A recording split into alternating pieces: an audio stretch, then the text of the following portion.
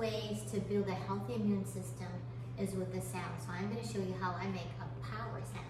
And you might be thinking the power part is what goes on top, but not the salad. The power part is what makes up the greens. And I like to mix it up. So I'll only use a red leaf, a green, I taught myself to like spinach, and then kale. I'm not a super big fan of kale, but I will put kale in it, and I will give you my tips on how to get your family to eat all of these greens as well.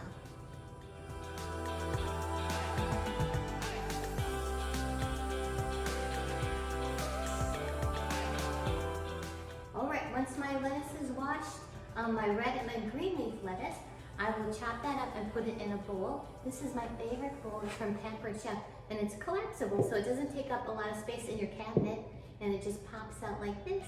Comes with a handy dandy cover. All right, so I'll chop my red leaf lettuce up.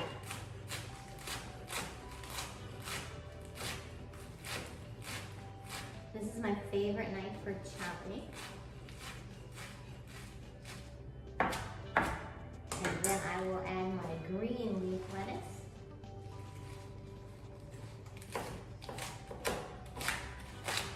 And I'll just slice it about maybe half an inch thick, going this way.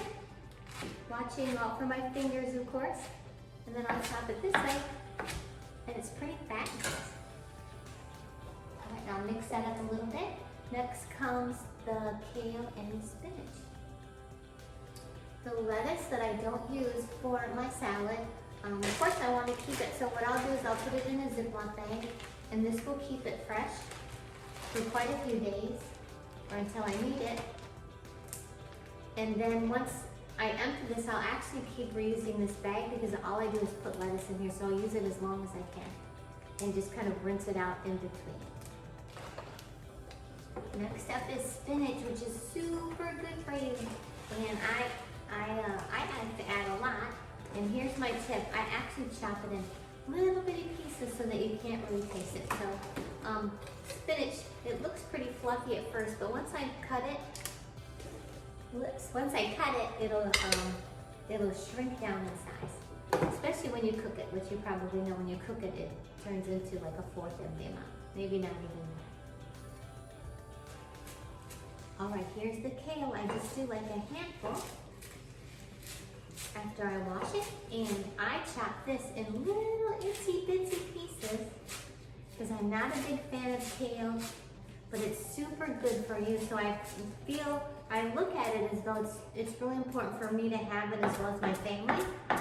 So I don't use the excuse why I just don't like it. I think it's important to have, and what I'll do is I'll chop it up into little itsy bitsy pieces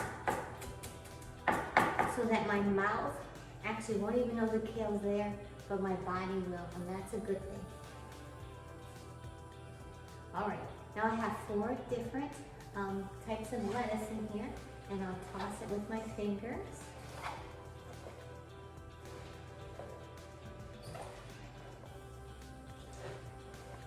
All right, the cool thing about salad is the sky is the limit. You can put so many wonderful things on here, from cucumbers, tomatoes, carrots, celery, beets,